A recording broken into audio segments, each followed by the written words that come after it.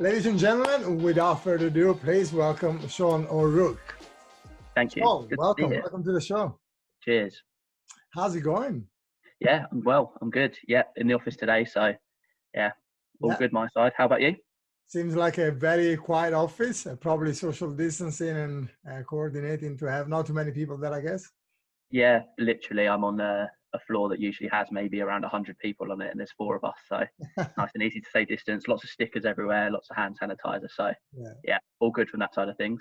Fantastic, fantastic. So, looking into your profile, you spent a few years at Kurt Geiger, right? Yeah, it actually will be 5 years in around 2 to 3 weeks. Yeah, wow. Happy anniversary in advance. It is. Big occasion, big occasion. Yeah, absolutely, absolutely. We should have waited a few weeks and just celebrate. I know. I mean, it's a shame I can't get all my work colleagues down to the pub for it on that day. I mean, it won't be the same, will it? But be belated celebrations for when we can. That's right. You can have a good, big, large screen with everybody on Zoom. Everybody pint in hand. So what I'm always interested when I meet people like you is obviously achieved quite a bit. You know, you head up a good department. You've done quite a lot in your career, but you're visibly very young, right? So I'm always very interested to understand what the drive was. So why don't you take us back when you started and you said, you know, I've been there. I want to be fill in the blank, right? What was your fill in the blank? What did you want to be and how did you get into what you do now? Sure. Yeah. Good, kind of quite big question to start. I mean, to say to fill in the blank when I was younger, it definitely wasn't maybe to end up with what I work in now. So it kind of was dictated by like a family business. So university, I studied geography, but I mainly went to university to play sport because I was always pretty decent at football. So I kind of played more football than I did studying, but I still got my degree, which was the most important thing. But while studying, I kind of never thought I'd end up in e-commerce and then in conversion optimization. But I came out of the University of Brighton with a geography degree, but while studying from about my first year of uni, and even before that, in my secondary school days, my uncle's self-employed, so he owns 3 or 4 businesses, and he had e-commerce websites for those, quite basic platforms, kind of like it was big commerce hosted sites, so nothing too technical and nothing compared to what I work on today. But that kind of ignited kind of a bit of desire to kind of learn the web, like learn digital, get involved with everything e-commerce. Came out with a very kind of broad degree, and I've done lots of different modules and stats, etc. So it was quite applicable to any kind of industry I wanted to go into. I never thought I'd work for Kurt Geiger as a brand. I mean, I'd barely heard of it in my younger days. Being a guy, like I was just into like, watching football, playing any sport, going out with my friends, just being really social.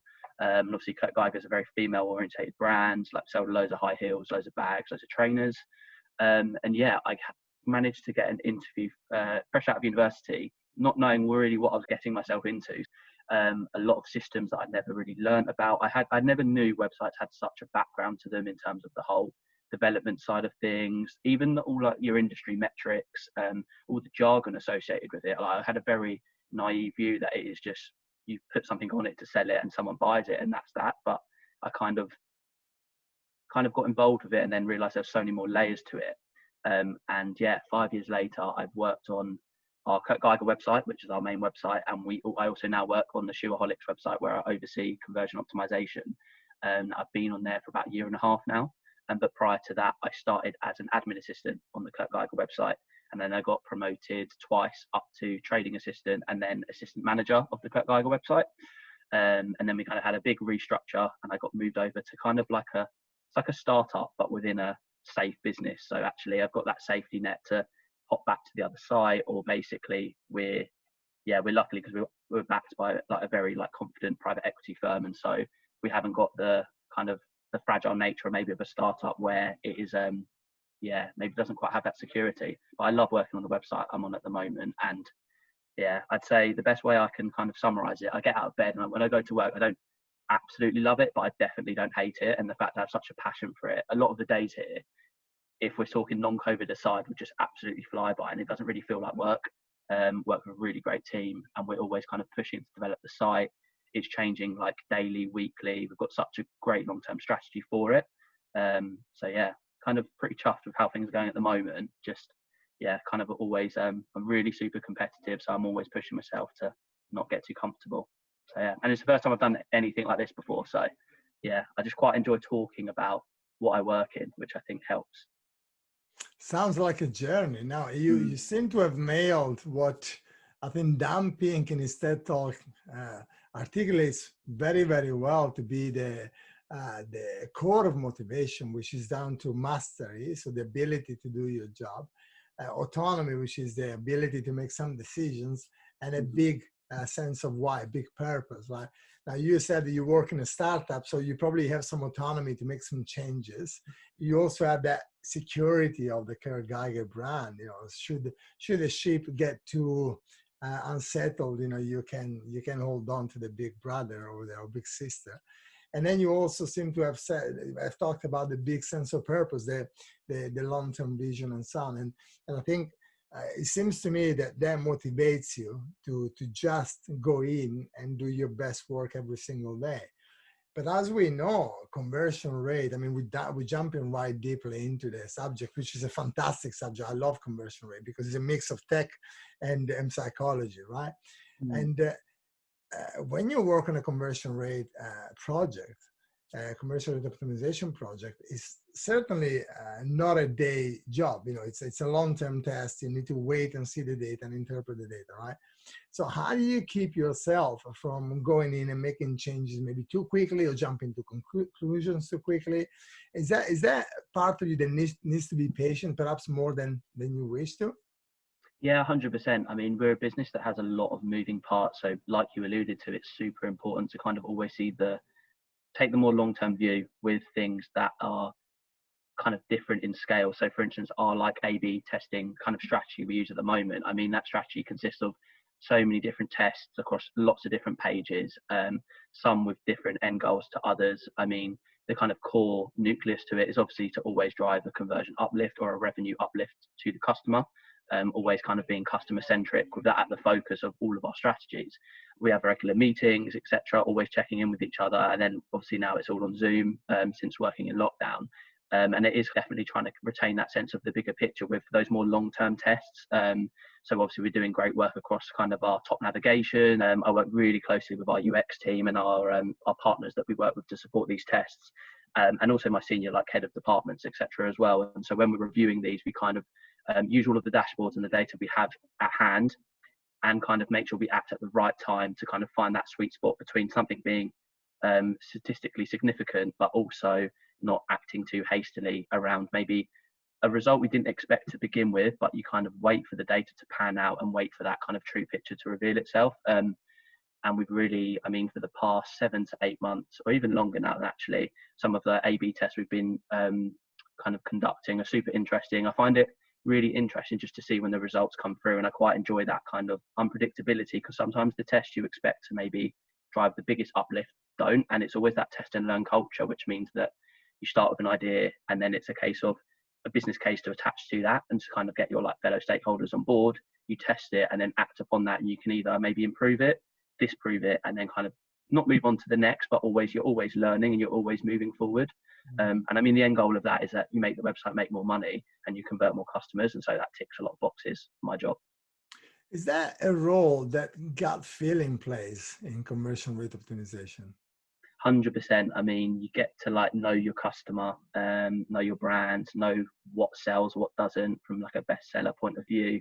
And I kind of like the fact that, like we've been chatting so far about, it really does have a startup feel to my job at the moment. We have quite a lean team, but we work really efficiently to make sure we deliver a lot of results from a small team. So within that, like time management is absolutely crucial to make sure that I balance like BAU everyday tasks with these long-term strategy kind of the meetings and the actions we need to take, because that's actually what you'll find yourself do is kind of just trade one day to the next, and so you're never really making any long-term progress.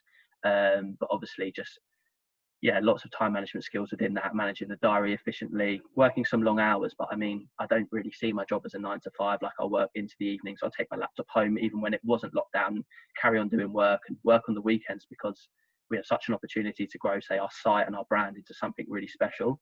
And the biggest secret about like the website I work on at the moment is no one really knows about us. That was a big challenge going into lockdown, that kind of brand awareness piece. A lot of people wanted to maybe go with who they trust and who they know of. and we had a lot of great things scheduled for pre-COVID. But since that's happened, obviously cash is now tighter, etc. Things have to be pushed back on. But to be in a brand where we had a big growth strategy, it's like you need to rein that in a little bit and always be adapting. So yeah, a lot going on. I find that, I don't know if you find the same, but I find that when resources become tight, then people become more resourceful, right? You rely less on what you have, and you rely more on what you can manufacture from your own skills. Has that been something that you've seen among the teams that perhaps you work with? 100%, yeah. So naturally, like other businesses, yeah, we have had some percentage of furloughed, etc. So smaller teams does mean, like you say, almost subconsciously, particularly working from home and the psychology of that, you found yourself focusing on the really important tasks, whereas potentially in the office you realise you might dwell on certain things that actually at the end of the day their end goal of that weren't that relevant to the business needs. So you almost, like you say, you build up a resilience and a natural kind of adaptation of your everyday roles to actually you pinpoint the really important things. And yeah, I mean, you can definitely increase your productivity from working from home. So it's kind of like that balance between the buzz and the kind of the social side of the office and being around the team and the regular flow of communication. I'd say that's maybe one of the biggest challenges, is that those quick answers that you kind of fire over the office to the other desk and pop to someone's desk for a most informal catch up to have a quick, you kind of catch and connect about certain projects, whereas actually now it all requires a Zoom link and then you catch up within that. But then it definitely does strip back your role and say, okay, if I manage my time like this is how much I can really get done. So I think that then helps for going back into hopefully you get back into that stage where the team expands again and you get colleagues back, makes you realize that you can really kind of streamline the day-to-day job. So yeah, absolutely. So you talked about productivity quite a lot. So I'm guessing that's a very important element of how you structure your day, how you structure your week. Do you have any specific routine that you follow? Well, let me start from the morning. What's your morning routine? How does your morning start, and what time does it start? Yeah, so work-wise, we'd always have morning check-in calls with the wider team around 9:30. And then prior to that, I would distribute a sales revenue top-line commentary to the website daily. So that will look at conversion in detail, our promotions that we're running on the website, but then also kind of average breakdown of a website from a merchandising strategy point of view, I should say. So kind of by brand, by category, what we're selling, what we're not selling, digesting traffic by source, etc. We're a website that's very reliant on our email channel, so that can often make or break a day's sales day in, day out. So that channel is super important. So we'll have regular catch-ups weekly solely about our email strategy and plan. If we need to flex spend in and out of that channel, so working closely with the marketing guys.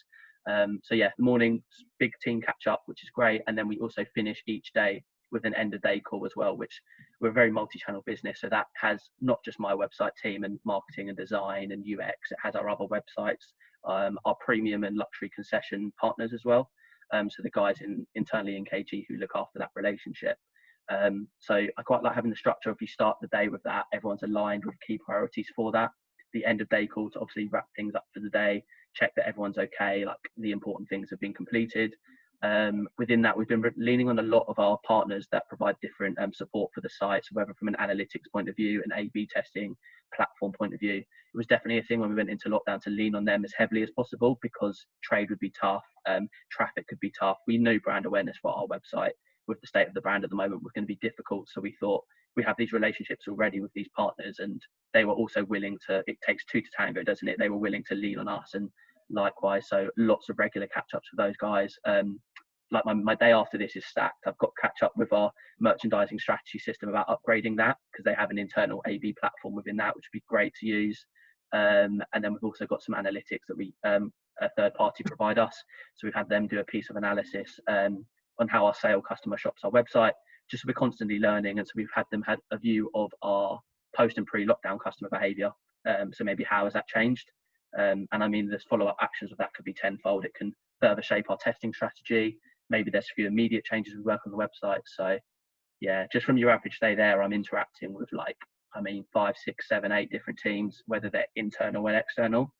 And it's kind of always been that way since I've been here. It's been like you have to adapt and work with different people, and it brings out different skills and just makes you kind of really well-rounded. So yeah, it's really good. I do enjoy it. Yeah, it sounds like you do. And you finished your sentence or thereabout by saying you need to be pretty well rounded, right?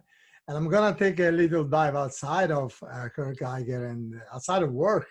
Mhm. And I was told that you dared join in a Channel 4, I believe, program. Oh yeah, That's us.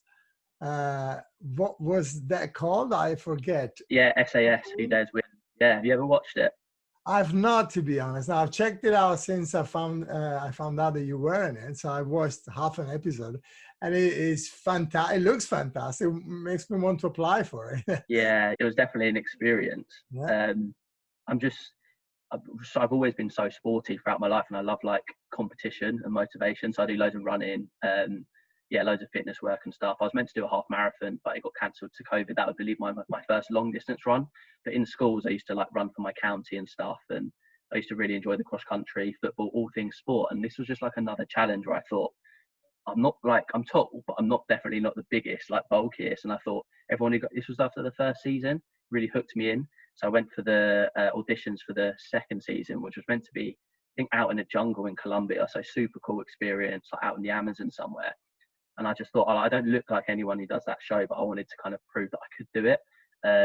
I mean, when I got to the auditions, it was quite daunting, like with lots of like muscle head guys running around everywhere. But it was some strength stuff, obviously an interview, a verbal interview, some fitness tests. And when it was the long cardio things, I was great at that. I think I was probably like one of the top 3 there.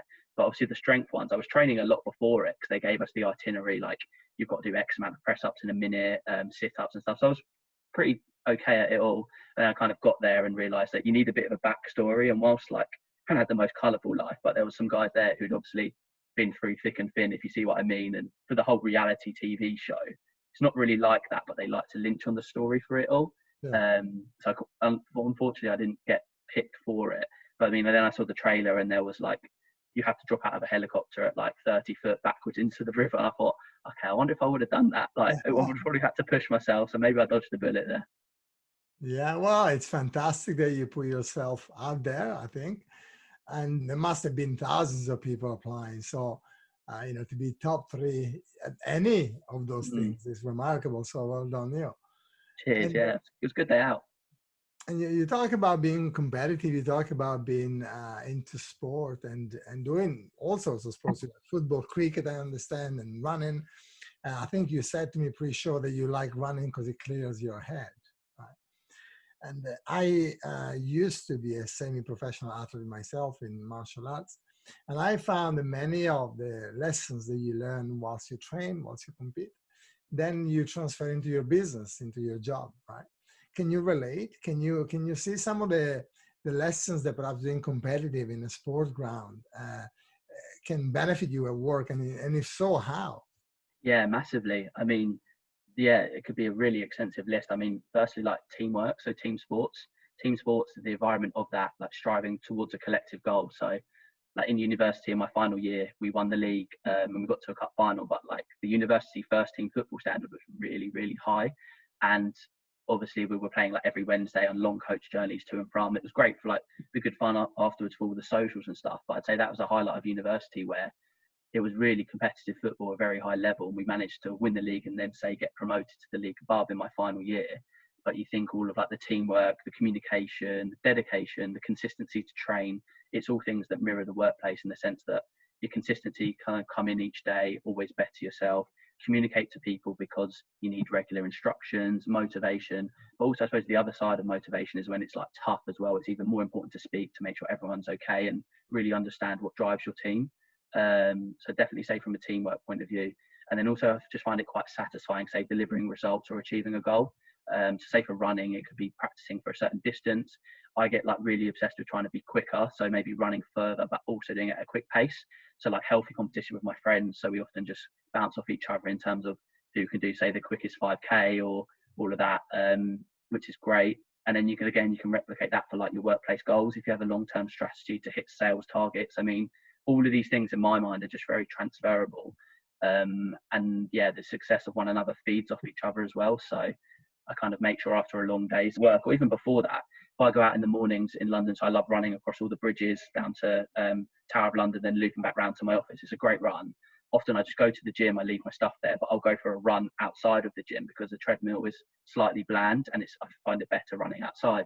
But that would just set me up for a really productive day at work. And I come to work feeling better about myself, kind of motivated for the day. I've got my workouts done. So if I have a really like long and stressful day at work, I can actually go home and unwind and my exercise is done. But yeah, really, I think I was just really disappointed at the half marathon I went to the London Landmarks one for a charity that was quite close to me, and that got postponed. So they're trying to organise it for next year. So that would be great. Because whilst I love running, I've never managed to get around to actually running a long distance and committing to that. But I did enjoy the training of that and felt like I was in quite a good place. Me and my girlfriend were going to do it and a few friends. So there was some healthy competition in there, but I was pretty confident I'd beat them all. Do they believe that is healthy competition, or is it you? Yeah, it annoys my girlfriend's like, God, you're just so competitive and everything. But yeah, my friends, like, some of them think they might beat me, but yeah, that makes me train harder. Like if I know they think they might beat me, I'll just say, yeah, I'll be out that next morning training, even if I've had a few beers the night before or something. So it's interesting. You talked about competition a lot, but you also talked a lot about collaboration, and this is what this podcast is really all about. It's about collaboration. It's about bringing brands and agencies and providers together, because together we are better. Together we can learn, and if we all work together, we can raise the bar of the industry, right? And we all make each other better. So for the sake of that spirit, would you mind sharing with us, or facing some of the brands that might be looking to get advice, some of the smaller brands, smaller e-commerce businesses that are coming up, they look up to Kurt Geigers and people like you as an inspiration? What would you tell them that they should focus on when it comes to the performance of their website? I think obviously, firstly, look at the data you have accessible to you, because that can often firstly tell you where you're at in terms of what stage and what you would like to achieve in maybe the next month, 6 months, that longer term 3, 4, 5 year plan. And then once that will kind of suggest your next best movements, because obviously to all websites, you'll have maybe the different budget you're allocated from that business, and that will have its constraints within itself. And then I suppose with third-party partners who you work with, just choose really wisely about ones that can obviously return the best spend for what you want off them, kind of thing. Just trying to articulate it a bit better, but just be really careful with who you work with, from the sense that they fit your goals that you want to achieve from a shared goals point of view, but also obviously making sure you can afford it from the long-term financial view, especially in today's climate. And just maybe make those choices really carefully. It's something that I suppose, due to my age and stuff, it's not that I'm quite new to, but I'm definitely learning a lot all the time around. I mean, who are the better partners to work with and who aren't, but then additionally, like how you act upon that. So for instance, integrating a new analytics system, making sure that your wider team are super trained up with it. All the onboarding is really swift, because you need to make sure that obviously then you warrant the spend on that from a business in terms of incremental, what you're getting back from it. And it can be as simple as the wider team not be fully trained on it, so then they don't feel confident, so then not harnessing it for all it's worth. And then I think once you get them on board, obviously just making sure that partnership is super healthy, regular communication. Like I alluded to at the beginning of this podcast, we're leaning on our partners a lot more during lockdown.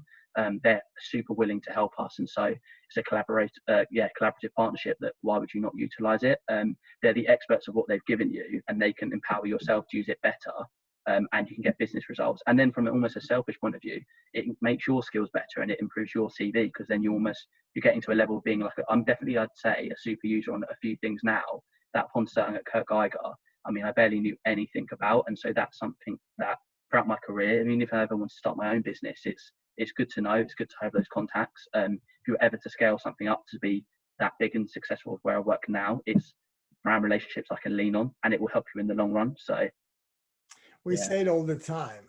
The most important and number one asset of any business, before anything else, is the people, right? And that is the people in your organization, that is your employees, your colleagues, but it's also your providers, the agencies that you use, and there must be synergy. Whilst I don't really fully agree always that people buy what you do first, right? Because if they don't need what you do, they won't buy it, even if the why is good. But provided the what is equal, then they will always buy from an organization whose why, whose reasons, whose purpose is more aligned.